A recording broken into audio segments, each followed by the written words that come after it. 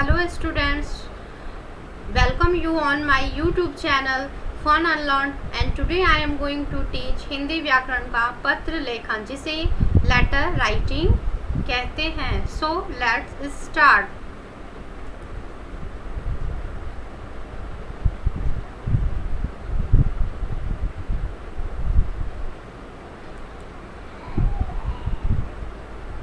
तो आज सबसे पहले हम ये जानेंगे पत्र किसे कहते हैं। पत्र की परिभाषा है, पत्र विचारों और संदेशों के आदान प्रदान का एक बहुत ही आसान माध्यम है। पत्र के माध्यम से एक व्यक्ति अपनी बातों को दूसरे व्यक्ति तक पहुंचाता है। अर्थात पत्र एक ऐसा साधन है जिसके उपयोग से हम अपने विचारों को, अपने संदेशों को किसी के भी साथ हम आसानी से बांट सकते हैं, ठीक है, या फिर अपनी बात को किसी दूसरे व्यक्ति से हम बहुत ही सरलता से हम उसे शेयर कर सकते हैं, ठीक है। पत्र के विभिन्न उपयोगों और शैली शिल्प के आधार पर पत्र को दो भागों में बांटा गया है। जैसे हम जो पत्र लिखते हैं और जो हम हिंदी में या फिर इंग्लिश में जो भी हम पढ़ते हैं उसको शैली शिल्प बोलते हैं। जो है जैसे हम लिखते हैं उसके आधार पर पत्र को दो भागों में बांटा गया है। पहला है औपचारिक पत्र जिसे फॉर्मल लेटर और दूसरा है अनौपचारिक पत्र जिसे इनफॉर्मल लेटर कहते हैं।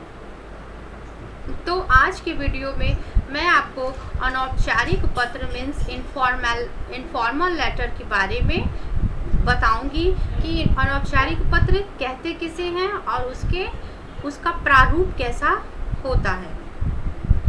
आइए देखते हैं।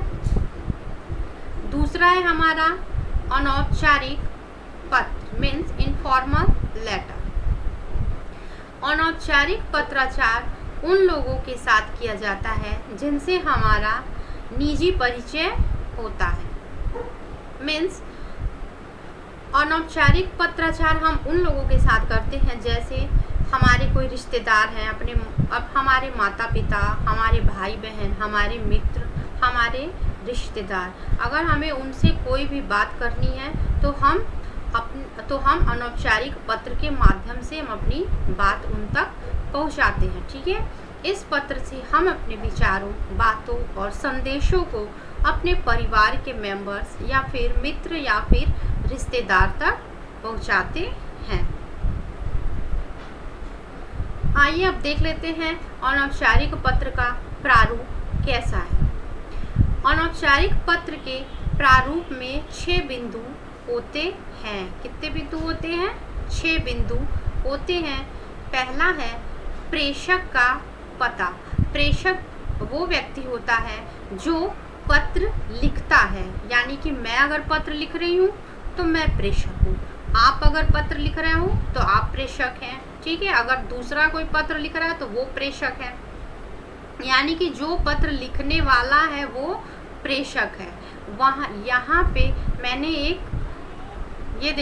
यहाँ पे एक पेज बनाया है जिससे आपको समझने में बहुत ही आसानी होगी और बहुत सरलता से आप इसे समझ लेंगे। तो आइए देखते हैं। पहला है हमारा प्रेषक का पता। मैंने यहाँ पे लिखा है आवास विकास कॉलोनी। यहाँ पे आप कॉमा जरूर लगाएंगे। कोई भी आप एड्रेस लिखेंगे तो यहाँ पे अपना एड्रेस लिखने के बाद कॉमा, फिर अगर आप जिस सिटी में या शहर में रहते हैं यहाँ पे आप लिख देंगे कानपुर, उसके बाद एक विराम चिन्ह लगाएंगे। मैंने यहाँ नहीं लगाया, मैं भूल गई थी। फिर दूसरा ऑप्शन है हमारा दिनांक। प्रेषक के पता के एक नीचे एक गैप आप करेंगे, एक लाइन का गैप करके उसके बाद आप दिनांक लिखेंगे। आप जिस डेट को लिख रहे हैं लेटर उस डेट को आप वहाँ पे लिखेंगे। आप ऐसे डेट लिख सकते हैं 19 जुलाई 2020। फिर एक लाइन का डिस्टेंस रहेगा, गैप रहेगा। तीसरा ऑप्शन है संबोधन। संबोधन में आप जिसको भी पत्र लिख रहे हैं उसको आदरणीय, पूज्य, प्रियवर, कोई भी या फिर प्रिय मित्र या प्रिय सहेली करके आप पत्र की शुरुआत करेंगे।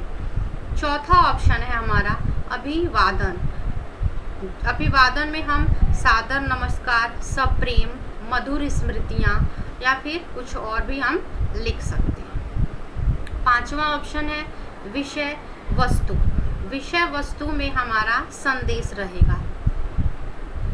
पहले की 2 लाइन में, यहाँ देखिए, पहले के ऊपर फर्स्ट और सेकंड लाइन में आप कुशलक्षेम लिखेंगे। कुशलक्षेम का मतलब होता है मैं यहाँ पे ठीक हूँ, आशा करता हूँ कि आप सब भी वहाँ पे कुशलता से होंगे। उसके बाद आप अपना संदेश यहाँ लिखेंगे कि आप अपने पिताजी से या अपने भाई बहन, अपने रिश्तेदारों से, मित्रों से आप क्या कहना चाह रहे हैं। ठीक है।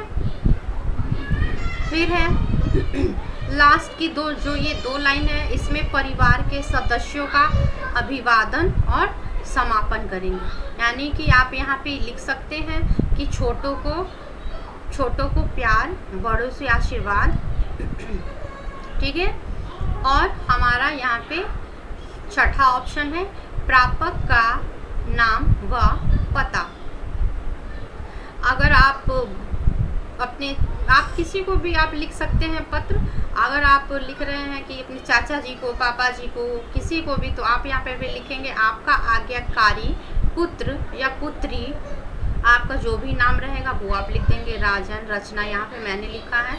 फिर अपना यहाँ पे आप पता लिखेंगे, कस्तूरबा नगर, कॉमा, दिल्ली। पिन कोड अगर डालना चाहेंगे आप अपना पूरा एड्रेस यहाँ पे लिखेंगे, पिन कोड वगैरह सब कुछ यहाँ पे आप मेंशन कर सकते हैं। एक बार फिर से मैं अनौपचारिक पत्र के प्रारूप को आपको दिखा दूं। पहला है प्रेषक का पता, दूसरा है दिनांक के भी नीचे 1 लाइन का डिस्टेंस गैप, तीसरा है संबोधन, चौथा है अभिवादन, पांचवा है विषय वस्तु।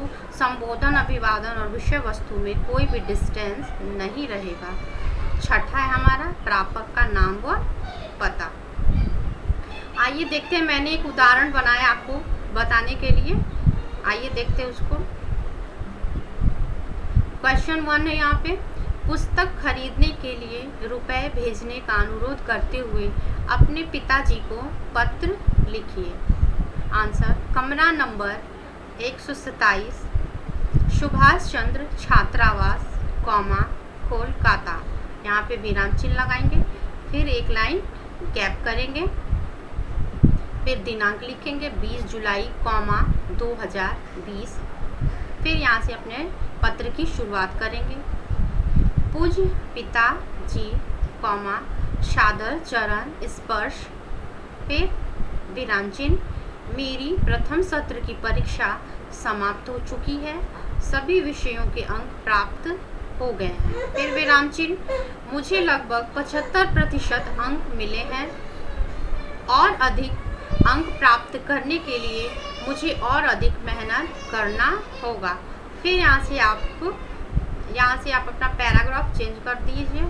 आपने इस माह जो रुपए भेजे थे वे परीक्षा शुल्क जमा करने में खर्च हो गए। मुझे कुछ सहायक पुस्तकें खरीदने के लिए कुछ पैसे की ज़रूरत है, इसलिए आपसे निवेदन है कि आप मुझे 1000 रुपये और भेज दें, कॉमा, ताकि मैं शीघ्र ही पुस्तकें खरीद सकूं। फिर यहाँ पे लास्ट में विराम चिन्ह, फिर 1 लाइन डिस्टेंस देके आप पूज्य माता जी को सादर चरण स्पर्श करिएगा। फिर विराम चिन्ह, फिर 1 लाइन डिस्टेंस रहेगा आपका। फिर आप लिख दीजिए नीचे आपका आज्ञाकारी पुत्र या पुत्री, जो आपका नाम है रजत या फिर काव्या, और यहाँ पे आप अपना नीचे पता लिख दीजिएगा। ठीक है। आई होप स्टूडेंट्स आपको ये वीडियो आज का समझ में आ गया होगा, अनौपचारिक पत्र। Till then you keep study and good luck. अगर आप मेरे चैनल पर नए हैं तो please subscribe my channel and press the bell icon, ताकि मेरे नए वीडियोस के नोटिफिकेशन आपको सबसे पहले मिले।